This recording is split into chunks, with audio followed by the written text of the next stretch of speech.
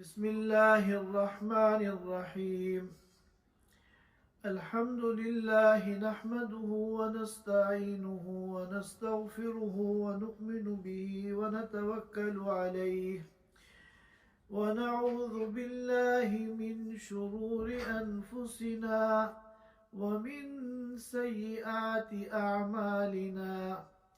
من يهده الله فلا مضل له ومن يضلله فلا هادي له، ونشهد أن لا إله إلا الله وحده لا شريك له، ونشهد أن سيدنا وحبيبنا ومولانا محمدا عبده ورسوله صلى الله تعالى عليه وعلى آله وأصحابه وبارك وسلم تسليما كثيرا كثيرا.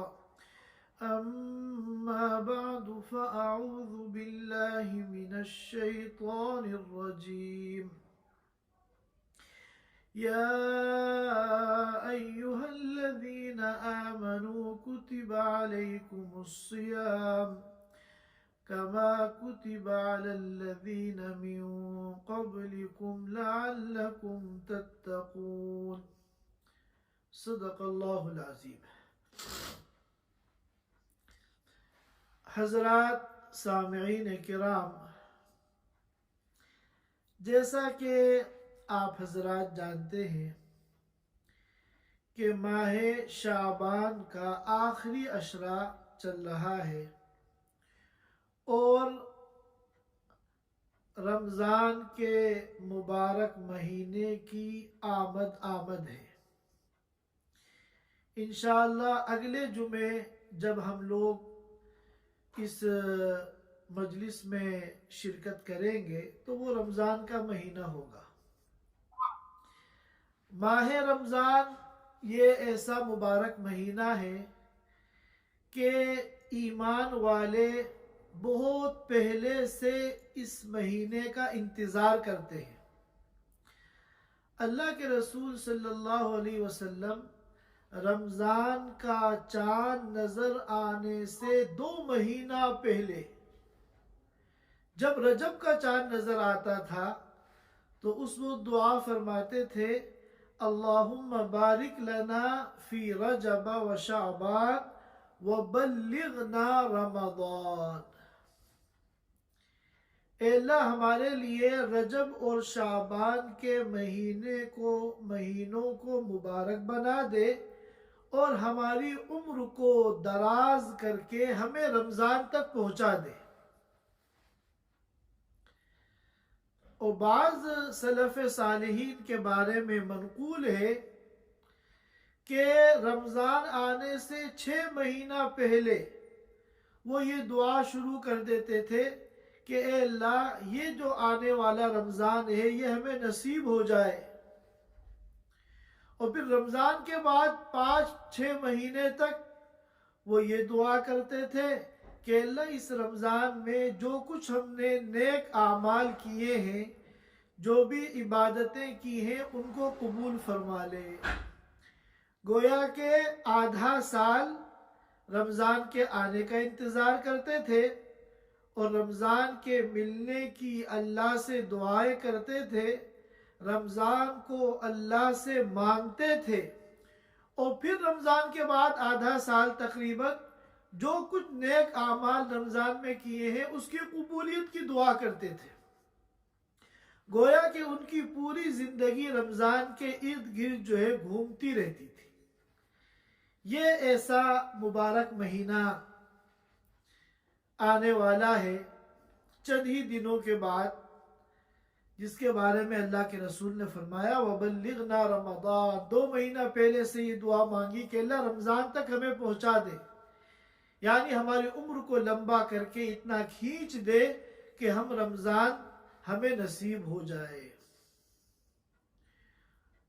اس حدیث کی بنیاد پر علماء کرام نے فرمایا کہ عمر کی درازی کی اللہ سے دعا کرنی چاہیے کہ اللہ ہماری عمر میں برکت دے دے، ہماری عمر کو لمبا کر دے، اور اس نیت سے، اس وجہ سے نہیں کہ دنیا کے جو مزے ہیں وہ ہمیں اور زیادہ دن مل جائے، جیسا کہ بابر نے کہا تھا کہ جتنے مزے کرنے ہوں اس دنیا کے اندر کر لو، پھر یہ دنیا دوبارہ نہیں ملے گی۔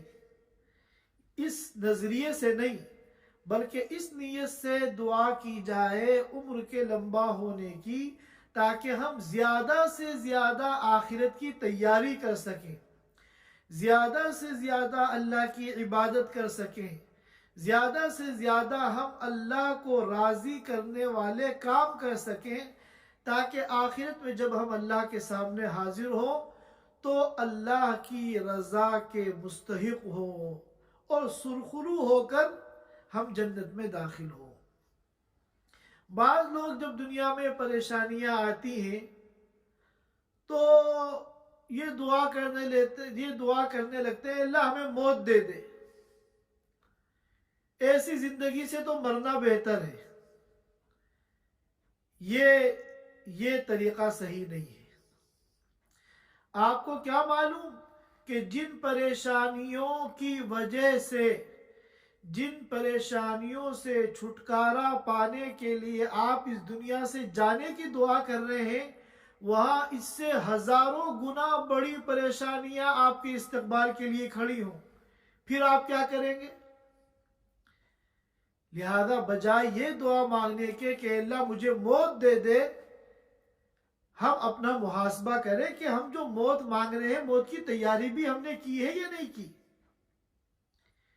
اسی لیے ایسے موقع پر جب کوئی دنیا کی زندگی سے عاجز آ گیا ہو اور اپنے حالات سے پریشان ہو گیا ہو اور اس کو بتقاضۂ بشریت کوئی راستہ نظر نہ آتا ہو، تو اگر اسے دعا مانگنی ہے تو حدیث میں آتا ہے یہ دعا مانگے، اللہم احینی ما کانت الحیات خیرا لی وتوفنی اذا کانت الوفات خیرا لی۔ اے اللہ جب تک میرے حق میں خیر ہے تو مجھ کو زندہ رکھ، اور جب میرے مرنے میں خیر ہو، میری دین کی، دنیا کی، آخرت کی، تو پھر تو مجھے موت دے دے۔ تو موت کی اگر دعا مانگنی بھی ہے تو حدیث میں اس کو بھی سکھایا گیا ہے کہ اس طرح کہو کہ اللہ اگر زندگی میرے حق میں خیر ہے تو مجھے زندہ رکھ، اور اگر مرنا میرے حق میں بہتر ہے تو پھر تو مجھے موت دے دے۔ اس طرح دعا مانگ سکتے ہیں۔ خیر یہ بات تو ضمناً آ گئی۔ میں تو یہ عرض کر رہا تھا کہ رمضان کا مبارک مہینہ آنے والا ہے، اور یہ اپنے نامہ اعمال میں زیادہ سے زیادہ نیکیاں جمع کرنے کا سیزن ہے، کیونکہ یہ بات میں پہلے بھی بتا چکا ہوں کہ دنیا میں ہماری ضرورتیں جو پوری ہوتی ہیں وہ کرنسی سے پوری ہوتی ہے۔ اپنی ہر ضرورت ہم پیسہ خرچ کر کے پوری کر لیتے ہیں، چنانچہ مشہور جملہ ہے پیسہ پھینک تماشا دیکھ، کہ انسان کے پاس پیسہ ہو تو وہ اپنے اس پیسے کے ذریعے، اس کرنسی کے ذریعے جو دنیا کے نوٹ ہیں، چاہے وہ ریال ہو، ڈالر ہو، یورو ہو، پاؤنڈ ہو، روپے ہو، جس ملک کی بھی کرنسی ہو، دنیا کا سکہ یہ کرنسیاں ہیں، یہاں یہ چلتی ہیں، یہاں ضرورتیں اس سے پوری ہوتی ہیں۔ لیکن آخرت کی جو ہماری زندگی ہے، وہاں کی جو ضرورتیں پوری ہوں گی، وہاں کی جو کرنسی ہے، وہاں چلنے والا جو سکہ ہے وہ ہماری نیکیاں ہیں۔ کتنا بڑا مالدار آدمی ہو، ہزاروں، لاکھوں، کروڑوں ڈالر اور ریال کا مالک ہو، جب اس دنیا میں اس کی آنکھ بند ہوگی تو دنیا کی کرنسی اس کے ساتھ نہیں جائے گی. اب جو اس کے ساتھ جائے گی وہ کیا ہے؟ والباقیات الصالحات. باقی رہنے والی جو کرنسی ہے جو آخرت میں بھی کام آئے گی وہ کیا ہے؟ وہ نیکیاں ہیں. جس طرح دنیا کی ضرورتیں ہم پیسے سے پوری کرتے ہیں، آخرت کی زندگی میں جب ہمیں ضرورت پڑے گی تو وہاں ہم ان نیکیوں سے اپنے کام بنائیں گے، اپنی ضرورتیں پوری کریں گے. اب مثال کے طور پہ دنیا میں آپ نے کسی کو نقصان پہنچا دیا، کسی کی آپ نے حق تلفی کر لی، تو عدالت یہ فیصلہ کرے گی کہ تم اتنے 1000 ریال جو ہے اس کو، جس کا نقصان پہنچایا ہے اس کو تم بھرو. تو آپ 1000 ریال یہ جتنا بھی عدالت کا فیصلہ ہوگا وہ دے کر اپنی جان چھڑا لیں گے. اچھا، آخرت میں جب حقوق والے آئیں گے کہ اے اللہ اس نے میرا فلاں حق مارا تھا، تو جیسا کہ حضرت ابو ہریرہ رضی اللہ تعالیٰ عنہ کی وہ حدیث ہم پیش کر چکے ہیں کہ وہاں پر پھر کام کس چیز سے بنے گا؟ آپ کی نیکیاں اس کو دی جائیں گی. جس طرح دنیا میں روپے اور پیسے دے کر آپ کیس سے نکل آتے ہیں، جان چھڑا لیتے ہیں، آخرت میں اگر ایسی کوئی ضرورت پیش آئے گی تو پھر وہاں آپ کو نیکیاں دینی پڑیں گی. اب یہ نیکیاں، اب دنیا میں ہر ایک روپے اور پیسوں کا محتاج ہوتا ہے اور اس کو ضرورت پڑتی ہے، اور وہ اپنی ساری محنت اور طاقت صرف کرتا ہے، اپنی صلاحیت زیادہ سے زیادہ روپے اور پیسے حاصل کرنے میں. اسی طرح ہم لوگوں کو چاہیے کہ ہم آخرت کی زندگی میں کام آنے والی جو کرنسیاں ہیں ہم اس کی بھی فکر کریں اور زیادہ سے زیادہ نیکیاں اپنے نامہ اعمال میں جمع کریں. کیونکہ اگر نیکیوں کا پلڑا بھاری ہو جائے گا تو وہاں ہمارے سارے مسئلے حل ہو جائیں گے. فَأَمَّا مَنْ ثَقُلَتْ مَوَازِينُهُ فَهُوَ فِي عِيشَةٍ رَاضِيَةٍ. اور اگر ہماری نیکیاں کم پڑ گئی وہاں پر تو پھر وہاں ہمارے لیے مسائل کھڑے ہو جائیں گے. وَأَمَّا مَنْ خَفَّتْ مَوَازِينُهُ فَأُمُّهُ هَاوِيَةٌ وَمَا أَدْرَاكَ مَا هِيَ نَارٌ حَامِيَةٌ. تو جس طرح دنیا کے اندر جو تاجر ہوتے ہیں اور ان کی دکانیں ہوتی ہیں، کاروبار ہوتا ہے، تو پورے سال کاروبار ایک طرح نہیں رہتا، بلکہ بعض مرتبہ ہم دیکھتے ہیں کہ پورے سال کاروبار مندہ رہتا ہے. لیکن ایک سیزن آتا ہے سال میں، 2 مہینے، 1.5 مہینہ، 1 مہینہ، 2.5 مہینہ. اس سیزن کے اندر جو ہے پھر وہ پورے سال کی اپنی کمائی کر لیتے ہیں. اب پورے سال تو ڈھیلے پڑے رہتے ہیں، دکان پہ بیٹھے ہوئے ہیں، گاہک ہی نہیں ہے. آپ ملنے جاتے ہیں، چہرہ اترا ہوا ہے کہ بھائی کیا بات ہے، کیسا چل رہا ہے کاروبار؟ ارے بالکل سناٹا ہے، کوئی کاروبار نہیں ہے. دکان کا کرایہ تک، ملازمین کو کرایہ تک دینا مشکل ہو رہا ہے. لیکن جب سیزن آتا ہے تو اس میں یہ تاجر لوگ جو ہے ان کے پاس سر کھجانے کی فرصت نہیں ہوتی. یہ پھر دوپہر میں بھی لنچ کرنے کے لیے گھر نہیں جاتے، کھانا وہی منگا لیتے ہیں، اور تن من دھن سے وہ اپنے کاروبار میں لگ جاتے ہیں. کیونکہ انہیں پتا ہے کہ اس وقت اتنا بڑا سیزن ہے، اتنی آمدنی ہو رہی ہے کہ ذرا سا بھی اگر ہم وقت ضائع کریں گے تو ہمارا بہت بڑا نقصان ہو جائے گا. تو اسی طرح یہ ہمارا رمضان آ رہا ہے، یہ آخرت کی کرنسی کو زیادہ سے زیادہ حاصل کرنے کا سیزن آ رہا ہے.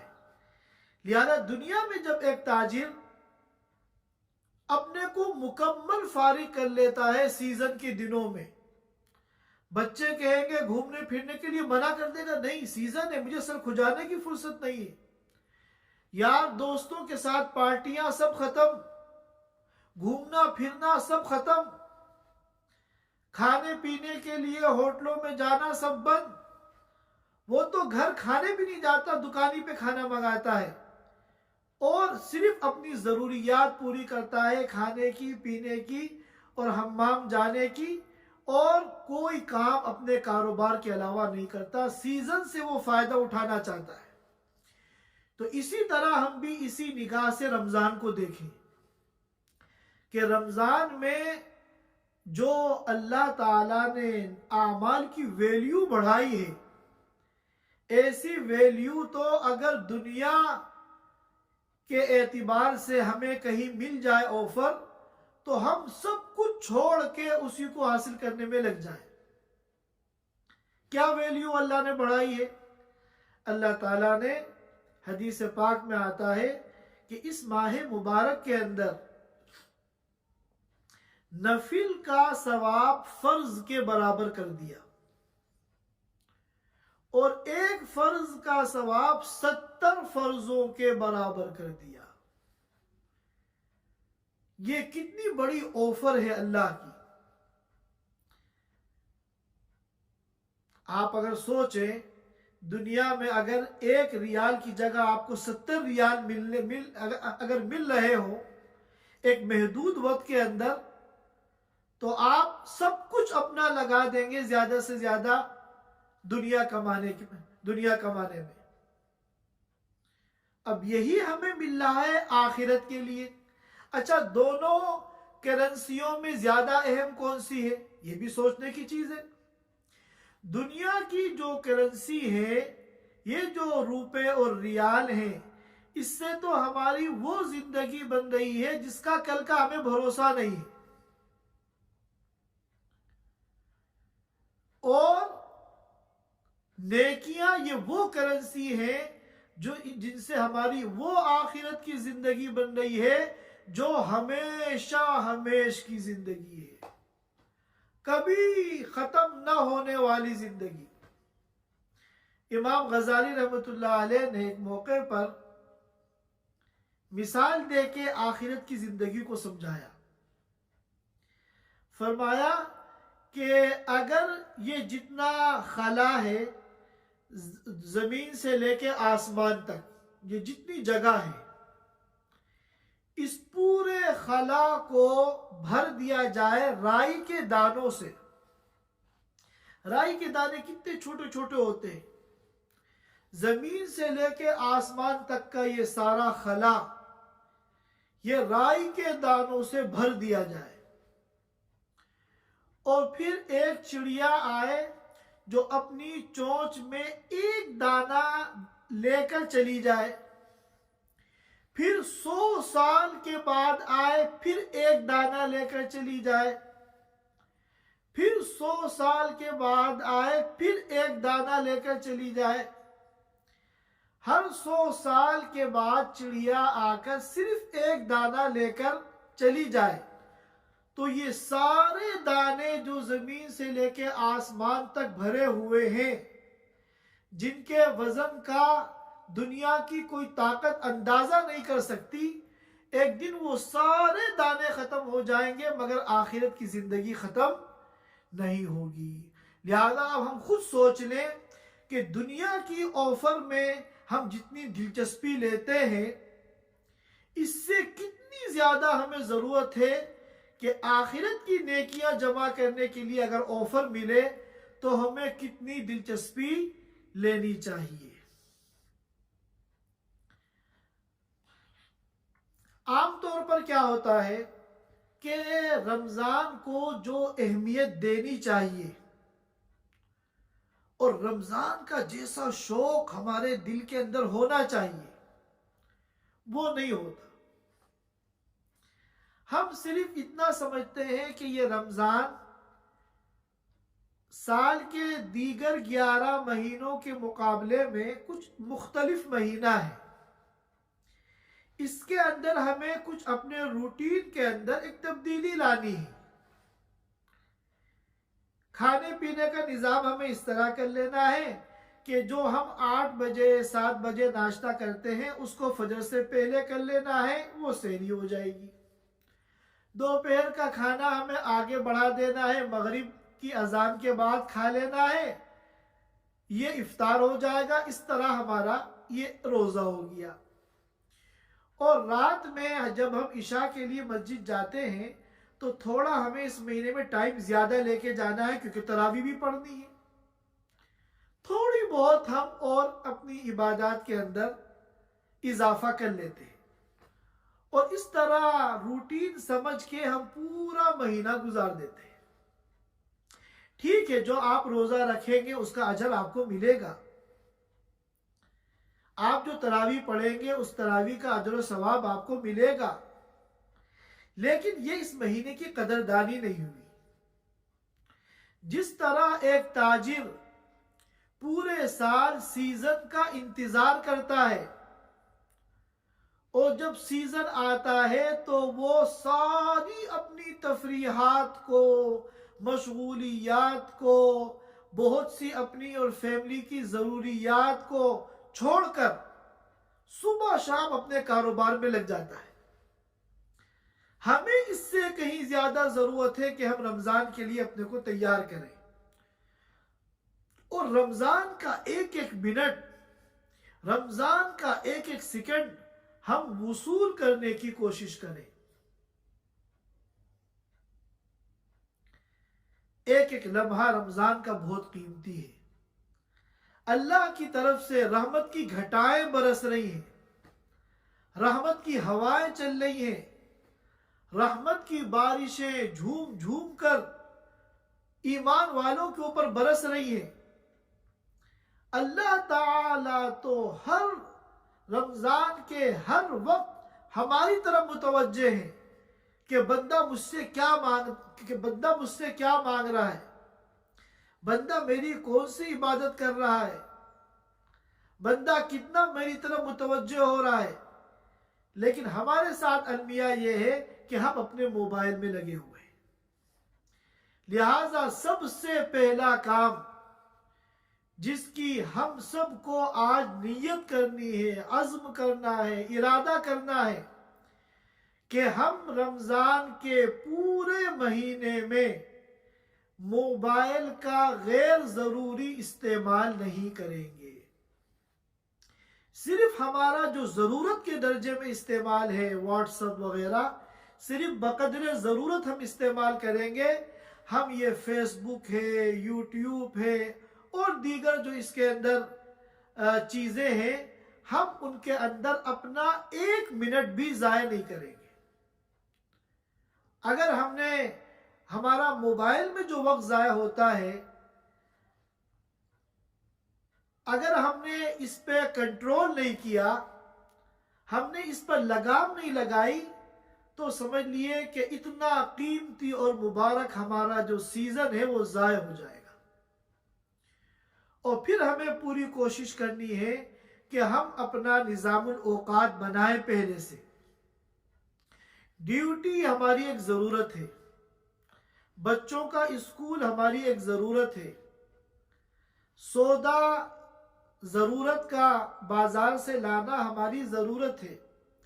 اس کے علاوہ ہماری کوئی ضرورت ہو سکتی ہے۔ جو ہماری ضروریات ہیں ہم صرف ان کو پورا کریں، اور اس کے علاوہ جو غیر ضروری ہماری مشغولیات ہیں وہ سب ایک مہینے کے لیے بند کر دیں۔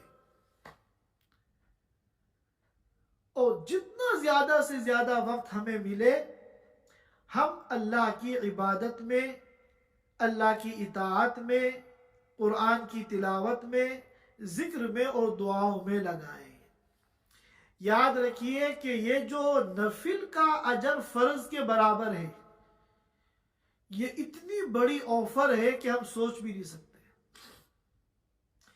کیونکہ فرض کا جو ثواب ہے وہ نفل کے مقابلے میں بہت زیادہ ہے۔ میں آپ کو مثال دے کے سمجھاتا ہوں کہ ایک بندہ جو ہے فجر کی 2 رکعت فرض نماز نہیں پڑھتا، اس نے فجر کی فرض نماز قصداً چھوڑ دی، اور اس کے بدلے میں اس کی تلافی کے لیے وہ 1,00,000 رکعت نفل نماز پڑھتا ہے۔ تو یاد رکھیے یہ 1,00,000 رکعت نفل نماز 2 رکعت فجر کی فرض نماز کا مقابلہ نہیں کر سکتی۔ اتنا زمین اور آسمان کا فرق ہے نفل اور فرض کے اجر و ثواب میں۔ اور رمضان کے اس مہینے میں کیا کہا گیا کہ ہر نفل کا ثواب فرض کے برابر اور ایک فرض کا ثواب 70 فرضوں کے برابر۔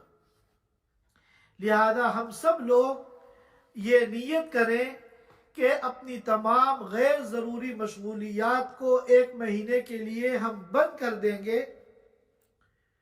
اور زیادہ سے زیادہ اللہ کی عبادت میں وقت کو، اس مبارک لمحات کو اور ساعات کو ہم خرچ کریں گے، اور خاص طور پہ یہ جو موبائل کا غیر ضروری استعمال ہے اس کے اوپر ہم کنٹرول کریں گے۔ ضرورت اور مجبوری کے درجے میں جو استعمال ہے ہم صرف اسی پر اکتفا کریں گے۔ اور دوسری بات یہ ہے کہ ہم ہر عمل کو اس کا جو اللہ نے مقصد بتایا ہے اس مقصد کو سامنے رکھ کے کریں۔ مقصد سامنے ہوتا ہے تو اس عمل کا جو حقیقی ثمرہ ہے، پھل ہے، وہ سامنے آتا ہے۔ اور جو مقصد سامنے رکھ کے نہیں کرتے، ایک روٹین اور رسم کے طور پہ کوئی کام کرتے ہیں تو ٹھیک ہے، اس کا اجر مل جاتا ہے، لیکن یہ ہے کہ وہ مقصد کے اندر کامیاب نہیں ہوتے۔ یہ میں نے مثال دے کے سمجھایا تھا ایک موقع پر کہ کوئی کمپنی ہے، اس میں کام کرنے والے مختلف ملازمین ہیں، تو بعض ملازمین تو ایسے ہوتے ہیں کہ وہ جو ڈیوٹی ہے 6 گھنٹے کی، وہ صرف اس ڈیوٹی کو انجام دیتے ہیں، اس کے علاوہ ان کو کوئی لینا دینا نہیں ہے کہ کمپنی کے کیا مقاصد ہے، کمپنی لاس میں جا رہی ہے، فائدے میں جا رہی ہے، اس سے کوئی مطلب نہیں۔ وہ تو اپنا 6 گھنٹے کے لیے 8 گھنٹے کے لیے جائیں گے اور بس اپنا ٹائم پورا کر کے واپس آ جائیں گے۔ اور بعض ملازمین کمپنی کے ایسے ہوتے ہیں جو کمپنی کے مقاصد میں دلچسپی لیتے ہیں اور پھر وہ اس میں اپنا ٹائم نہیں دیکھتے۔ اگر کمپنی کو ضرورت ہے 8 گھنٹے کے بجائے 10 گھنٹے کی، تو وہ 10 گھنٹہ دیتے ہیں۔ اب جو رسم پوری کرتا ہے، اب کوئی کہیں سے آرڈر آیا ہوا ہے، آج ہی وہ آرڈر جانا ہے، اگر آج وہ آرڈر نہیں بھیجا گیا تو وہ کینسل ہو جائے گا، کمپنی کو بہت بڑا نقصان ہو جائے گا۔ تو جو لوگ رسمن کمپنی سے تعلق رکھتے ہیں وہ تو ڈیوٹی کا وقت ختم ہوا اور اپنا چلے گئے، لیکن جو کمپنی کی ترقی میں دلچسپی لیتے ہیں وہ کہیں گے کہ نہیں، ابھی اگر ہم چلے جائیں گے تو آج آرڈر نہیں جا پائے گا، لہذا وہ پھر 2 گھنٹے 2.5 گھنٹے زیادہ ٹائم دیتے ہیں۔ تو کمپنیاں جو ترقی کرتی ہیں وہ ایسے لوگوں سے کرتی ہیں۔ یہ لوگ خود بھی ترقی کرتے ہیں، پھر یہ مینیجر بنتے ہیں، مدیر بنتے ہیں، ان کی سیلری میں اضافہ ہوتا ہے۔ تو جنہوں نے رسمن تعلق رکھا ہے ان کو ان کی ڈیوٹی کا جو اجر ہے دنیا کے اعتبار سے وہ سیلری کی شکل میں مل جاتا ہے، لیکن نہ وہ خود ترقی کرتے ہیں نہ ان کی وجہ سے کمپنی ترقی کرتی ہے۔ اور جو لوگ مقصد بنا کے جاب کرتے ہیں وہ خود بھی ترقی کرتے ہیں، اونچے عہدوں پر پہنچتے ہیں، سیلریاں ان کی زیادہ ہوتی ہیں اور ان کی وجہ سے کمپنی بھی ترقی کرتی ہے۔ تو یہ ایک بہت اہم چیز ہے جو دین کے اندر بھی ہے۔ ہم رمضان کو رسمن نہ گزاریں کہ رمضان آ گیا ہے، اپنے کھانے پینے کے نظام میں تھوڑی تبدیلی کرنی ہے تاکہ روزے کی گنجائش نکل آئے، رات میں عشاء کی نماز میں جاتے ہیں، تھوڑا وقت زیادہ لے کے جانا ہے تاکہ تراویح پڑھ لیں اور اپنا تھوڑا سا تلاوت کا اور دعا کا اہتمام زیادہ کر لینا ہے۔ یہ ایک رسم اور روٹین بنا کر اگر ہم کریں گے تو ٹھیک ہے، اس کا اجر تو مل جائے گا ہمیں، لیکن رمضان دینے سے اللہ کا جو مقصد ہے ہم اس مقصد کے اندر کامیاب نہیں ہوں گے۔ اب روزے کا جو مقصد اللہ تعالیٰ نے بیان کیا ہے وہ کیا ہے؟ وہ تقوی پیدا کرنا ہے۔ تقوی کی ٹریننگ کے لیے روزہ دیا گیا ہے۔ تقوی کسے کہتے ہیں؟ اللہ کے ڈر سے، اللہ کی نافرمانی سے بچنے کا نام تقوی ہے۔ روزے کے ذریعے تقوی کی ٹریننگ کیسے ہوتی ہے؟ دیکھیے کتنا ہی گنہگار قسم کا مسلمان ہو، رمضان میں جب وہ روزہ رکھ لیتا ہے تو اب اگر وہ بند کمرے کے اندر ہے، پورے فلیٹ میں کوئی اور نہیں ہے، اور شدید گرمی کا زمانہ ہے، پیاس لگ رہی ہے، زبان باہر آ رہی ہے، اور فریج کے اندر ٹھنڈے پانی کی بوتلیں بھری ہوئی ہیں، تو یہ جاننے کے باوجود کہ اگر وہ اس وقت پانی پی لے گا تو کوئی اس کو دیکھنے والا نہیں ہے، اس کے باوجود وہ پانی نہیں پیے گا، کیونکہ اس کو پتا ہے کہ جس اللہ نے مجھے روزے کی حالت میں پانی پینے سے منع کیا ہے، وہ اللہ مجھے اس بند کمرے کے اندر بھی دیکھ رہا ہے۔ تو اللہ کے ڈر سے، اللہ کی نافرمانی سے جو بچ رہا ہے، اسی کا نام تقوی ہے۔ تو رمضان میں تو حلال چیزوں کو چھڑوایا جا رہا ہے۔ اب پانی پینا تو حلال تھا، کھانا کھانا تو حلال تھا، بیوی سے ملنا تو حلال تھا، لیکن ان سب کو چھڑوایا جا رہا ہے تاکہ جو چیزیں آلریڈی پورے سال حرام ہیں ان کو انسان بدرجہ اولا چھوڑنے والا بن جائے۔ اور جب ٹریننگ ہوتی ہے تو اس وقت اس بات کا خیال رکھا جاتا ہے کہ کوئی بھی ایسا کام نہ ہو جس سے ٹریننگ میں خلل ہو۔ چنانچہ میں مثال دیتا ہوں، یہاں قطر میں ڈرائیونگ اسکول ہے جہاں ڈرائیونگ چلانا سکھاتے ہیں، تو شروع میں وہ جو ڈرائیونگ اسکول کی باؤنڈری ہے اسی کے اندر گاڑی چلانا سکھاتے ہیں، پارکنگ وغیرہ۔ تو اب انہوں نے اندر عام ٹریفک کو الاؤ نہیں کیا ہے، کیونکہ عام ٹریفک اگر اندر آئے گا تو ان کی ٹریننگ میں خلل ہوگا۔ اسی طرح فوج کی ٹریننگ ہوتی ہے تو وہاں بھی اس قسم کا خیال کیا جاتا ہے کہ ٹریننگ کے اندر جو چیزیں رکاوٹ بنے ان کو دور کیا جاتا ہے۔ اب جب رمضان کے مہینے میں ایمان والوں کی روزے کے ذریعے اللہ پاک تقوی کی ٹریننگ دے رہے ہیں، تقوی کی تربیت کر رہے ہیں، تو تقوی کی اس ٹریننگ میں جو سب سے بڑا خلل ہے اور رکاوٹ ڈالنے والا ہے وہ شیطان ہے۔ چنانچہ اللہ نے اس کا بھی انتظام کیا اور فرمایا وَصُفِّدَتِ الشَّيَاطِينَ، جب عید کا چاند نظر آتا ہے تو سرکش شیاطین کو بند کر دیا جاتا ہے تاکہ وہ ایمان والوں کی اس ٹریننگ میں رکاوٹ نہ ڈالے۔ لہذا صرف روزہ رکھ لینا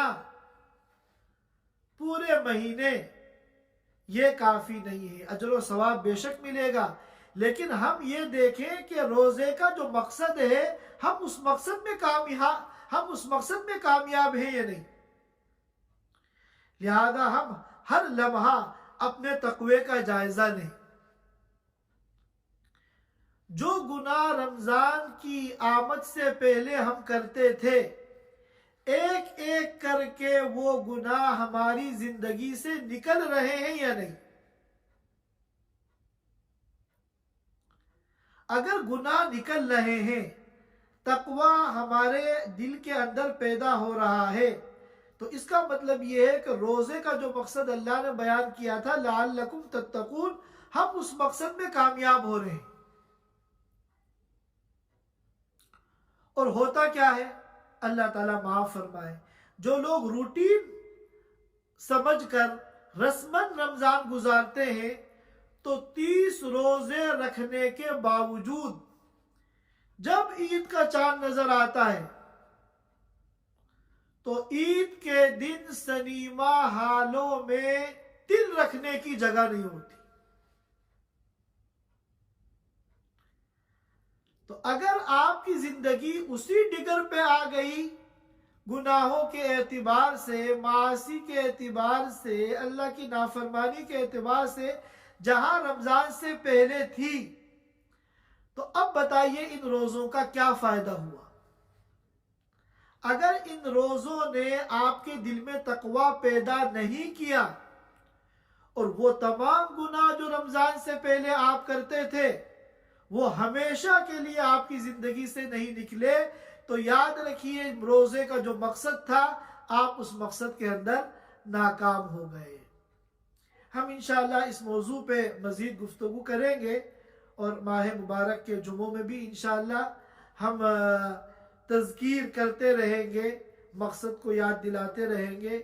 اللہ تعالی ہم سب کو اس ماہ مبارک میں پہنچنے کی توفیق عطا فرمائے، اور اس ماہ مبارک کی قدردانی کی توفیق عطا فرمائے، اور اللہ تعالیٰ جس شان کے ساتھ ایک ایمان والے سے چاہتے ہیں کہ وہ اس رمضان کو گزارے، اللہ تعالیٰ اسی شان کے مطابق پورا رمضان گزارنے کی ہم سب کو توفیق عطا فرمائے۔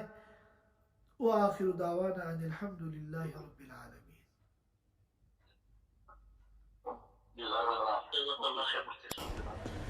Thanks for watching. Don't forget to like, comment, share and subscribe to Al Wahid channel.